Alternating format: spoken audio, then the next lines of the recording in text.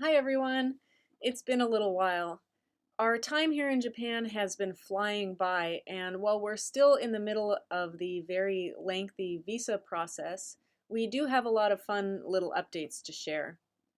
As the title of the video suggests, I did originally write this blog when we had been in Japan for 6 weeks, and since the time I wrote that blog and the time that I am now recording this video, it's been an additional 4 weeks. So technically this is our 10-week update.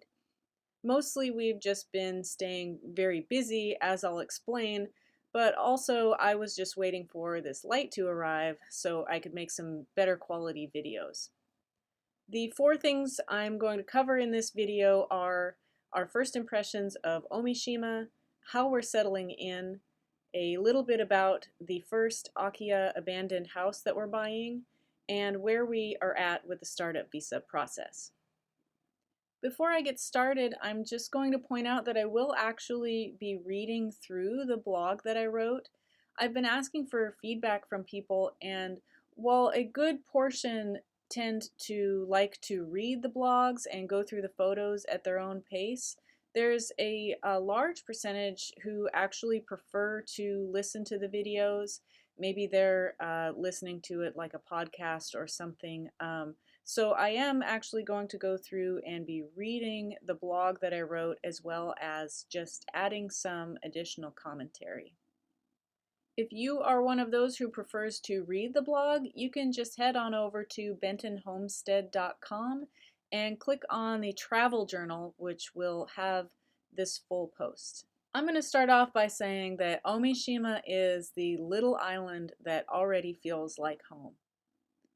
If you've been following our journey for any amount of time, you probably know that we've been searching for a place to call home ever since we felt compelled to pull up roots from our beloved little urban farm in New Orleans. While I wouldn't trade our travel time for anything, our intention was never to travel indefinitely, but rather just long enough to solidify our long-term residency outside of the US while finding a new place to call home. We've been looking for a location that meets specific parameters where we would be comfortable rebuilding our homestead. I've already written at great length about what's drawing us to Japan and Omishima specifically in our previous post, Mexico and Japan Compare and Contrast. I have both a blog and a video covering that post, but I'm more than happy to elaborate some more. During our many months of research, Omishima seemed to check all the boxes. We knew the landmarks and layout of the island from countless hours walking around the map on Street View. We learned and started following local businesses on social media. We familiarized ourselves with the history, climate, and atmosphere of the Shimanami-Kaido area. Basically, in order to take the leap, buy the plane tickets, and leave Mexico, we were totally confident this would be a great location for a small, aspiring honeybee farm and our various endeavors for many reasons. But even though we'd been researching the area for a very long time, what would Omishima be like in person? It's this singular question that convinced me to give it a shot prior to receiving residency visas for Japan. That way, if we got here and it was nothing like we'd hoped, we would only be out some time and the cost of travel and accommodations, and we could always go back to Mexico. Thankfully, from the moment we arrived, Omishima has been more welcoming than we ever hoped. Picture with me, if you will, a warm island surrounded by many other small islands. Connecting each of the 6 islands of the archipelago, from Hiroshima Prefecture to the north to Ehime Prefecture in the south, is a series of beautiful white suspension bridges known as the Shimanami-Kaido. It takes about an hour to drive the entire circumference of Omishima Island, but only about 10 minutes to get from one side to the other. The hills are lush, a beautiful mix of evergreen trees, bamboo groves, palm trees, and little pops of pink ume, plum, and sakura cherry blossoms. The water in the inland Seto Sea is a clear blue, calm, and the area is protected from threat of tsunamis. Sprinkled throughout the island are small groups of traditionally constructed homes and businesses that make up separate small villages. The land surrounding each village consists of an orderly patchwork of farmland, some used, some unused for decades, citrus tree orchards, and plenty of wild forest with narrow, curvy little roads. Omishima is, in all ways, picturesque. As you can see by some of these photos here I took while the cherry trees were blooming. But the real welcome has come from the people we've met. It's an extreme simplification, but not entirely untrue, to say it's an island of friendly grandmas and grandpas who were willingly ready to take us under their wings. Just no hesitation. All we initially expressed to the first few people we met was that we'd been reading about Omishima for months and we wanted to live here. Pretty much immediately, we had suggestions for which part of the island would be best to suit our plans, suggestions for which Akiya homes might be best for us, offers to borrow their extra cars, offers to stay in extra rooms in their homes for as long as we need, and even offers for farmland to use very affordably or free. As if that's not enough of a warm welcome, everyone we met seems to want to help us make connections with others in the community. They say, "Oh, you need to talk to the bee guy. Hop in the car, we'll go drop in on him together, and I'll introduce you." After just the first few days, our new friends would pop into our hotel room to invite us out for lunch, or tell us they found a field we can use, or take us to something they wanted us to see. I never expected any of that, at least not so quickly. Keep in mind, this warm welcome has come despite many cards stacked against us. We are, without a doubt, Gaikokujin, foreigners in an area with very few foreigners. Evan speaks Japanese, but I have a very limited ability to communicate, and we really don't have a lot of outside help navigating the whole process. It's been absolutely heartwarming. We arrived in the middle of February, and I'll be honest, after living in New Orleans and Mexico, it was chilly. The weather called for a jacket over a hoodie, a beanie, a light scarf, and some thin leggings under my pants. I found it charming that a number of people we met would reassure us February is the coldest month. This is as cold as it gets, because they seemingly didn't want us to think that it was this cold all winter long. And right on cue, as soon as March hit, the weather started warming up for spring, and by the first week of April, the weather had already warmed up to the mid-60s and low 70s. Remember, I had initially been pretty adamant about wanting to live in a strictly subtropical climate, but I suppose a brief and mild winter won't be so bad. It's a bit reminiscent of Oregon. After all, the beautiful palm trees were there as a friendly reminder that it wasn't too cold. The bursts of pink blossoms started arriving in March for their grand display in April, as you can see in these photos. And now, 4 weeks later, we have the wisteria blooming, so there seems like there's going to be one bloom after the other, because shortly after the wisteria, then we have the citrus to look forward to. And in the autumn, we get to look forward to a colorful display from the currently bare-branched Japanese maple trees. Moving on to our progress towards residency visas, this is the section of the blog that's going to have some changes to it as we've had some adjustments to our timeline since I wrote this blog at week 6 and where we're at today at week 10. So let's get into it. We knew going into this that it would be much more lengthy and complicated to achieve residency in Japan than it was to obtain residency in Mexico. I will definitely be writing some detailed posts outlining the entire process from start to finish after we're through it, but here's a brief summary. We're currently in Japan as tourists, which we can do for up to 90 days, 2 times a year. And that part is true. We can technically come here for 90 days, do a quick border hop, and come back for another 90 days, at which point, if we did not obtain residency as tourists, you can do that twice a year. So we were under the impression that we would be able to do that while working on the startup visa process. And that is true. However, there's one hiccup that was only caught maybe 2 weeks ago by our immigration lawyer. He notified us that in order to continue the startup visa process through Imabari City and apply from within Japan, which we currently are, that needs to take place during the first 90-day tourist window. He explained that it's not a very well-known regulation, which is why the friendly people at Imabari City and the other people we've been talking to did not bring that up as a concern, that our plan was to finish applying during the second 90-day tourist window.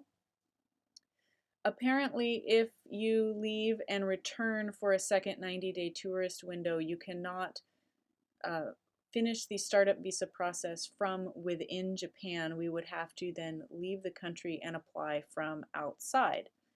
So what we're hoping for right now at week 10, we have just about 2 weeks left in our 90-day tourist window, and we are hoping to have compacted the process down so it's possible that we will not have to leave the country at all, and we will be able to take our certificate from Imabari City combined with our certificate of eligibility from National Immigration to the immigration office in Matsuyama, give them our papers prior to our tourist deadline expiring, in which case we will get an extension while they make their decision. And I know that that sounds very confusing, and I'm not sure if I explained it very well. So I know that I need to make more detailed videos and write the whole process down in an easier to understand way, but that's where we're at right now. So currently we are waiting to get the startup visa certificate from Imabari City, and we are hoping very much that that will happen prior to Golden Week, which is next week.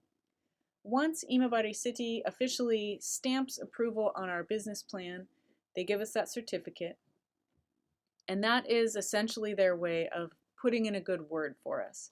So immigration then receives our application, which Imabari City has already said, hey, these guys are cool, we think they're going to be a good fit, we've approved their business plan.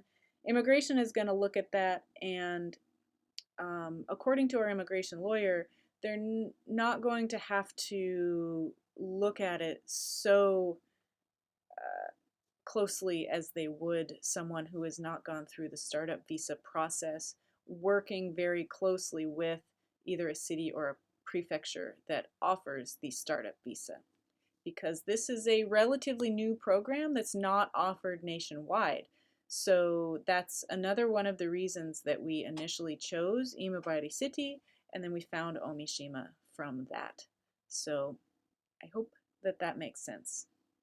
So while everything is a little bit up in the air at the moment as to whether or not we're going to make our middle of May deadline, or if we're going to have to do a border hop to South Korea and potentially apply from there, what hasn't changed is what happens after we receive our startup visa.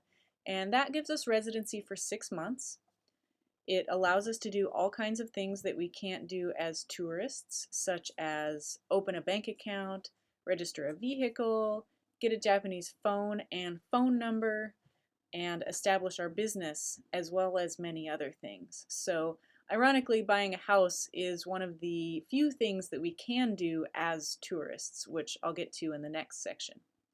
But during that 6-month period, we are in the startup visa program. So we'll work very closely with Imabari City to nurture our fledgling business. We have that entire 6 months to get everything set up. We can make an income during that time, but we are not expected to make an income during that time. And then they will help us.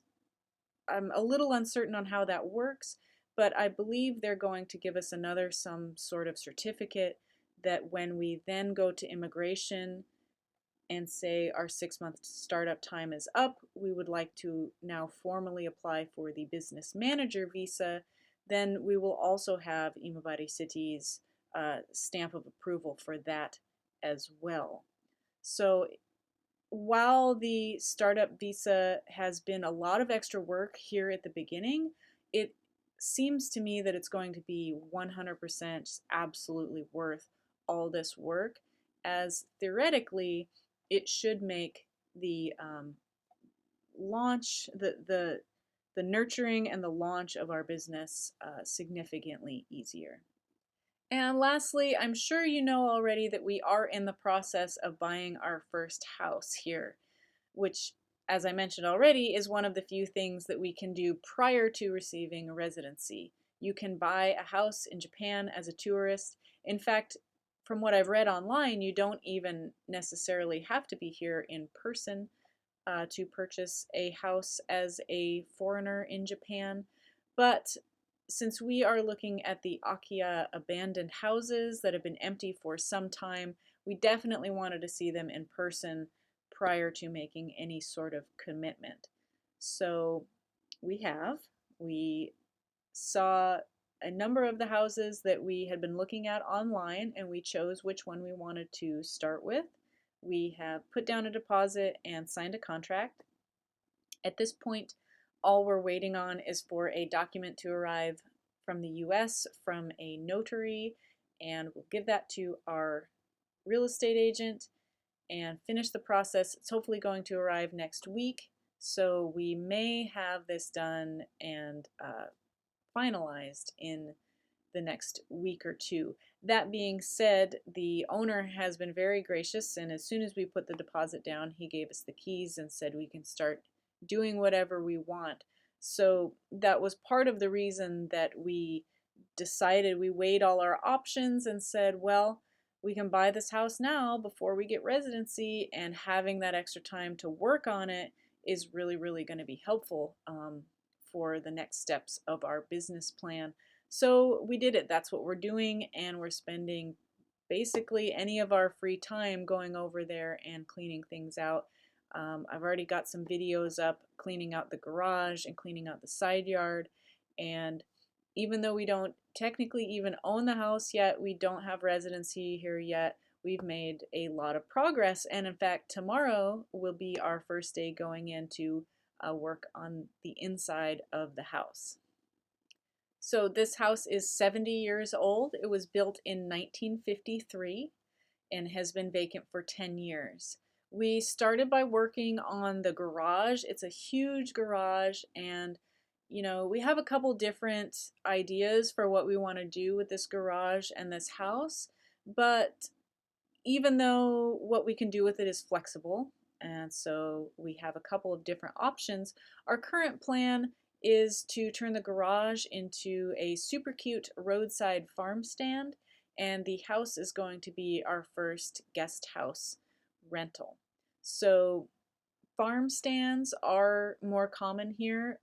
They sometimes have somebody working them. They sometimes are completely unmanned. We've come across, just walking down the street, we've stumbled across a couple of farm stands that will have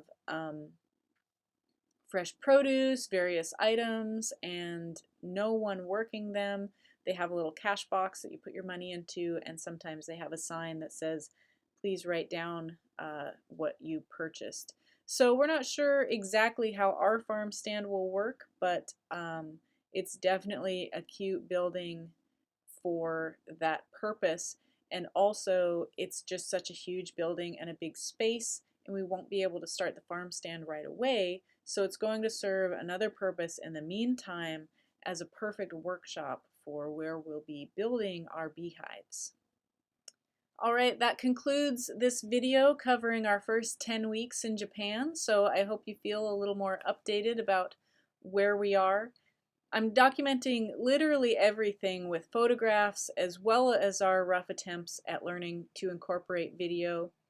I've edited the first few videos that we've made actually hands-on, while we're there cleaning out the garage and pruning the trees, and I think they're going to be okay. I think we're doing all right, so please just stick with us through these growing pains. I also just received my drone license to officially fly a drone camera in Japan. So the drone has arrived. Now I've received the license and I can start playing around with that soon. So uh, you'll have some more footage of this house and area than you would ever want to see to look forward to. In the meantime, please just continue to support this page by simply subscribing. Give this video a thumbs up if you like this and want to see more content like this. And of course, I am always posting pretty much daily updates on our Benton Homestead stories on Instagram and Facebook. So you can also follow along there, whichever platform you like the best. We will see you in the next video.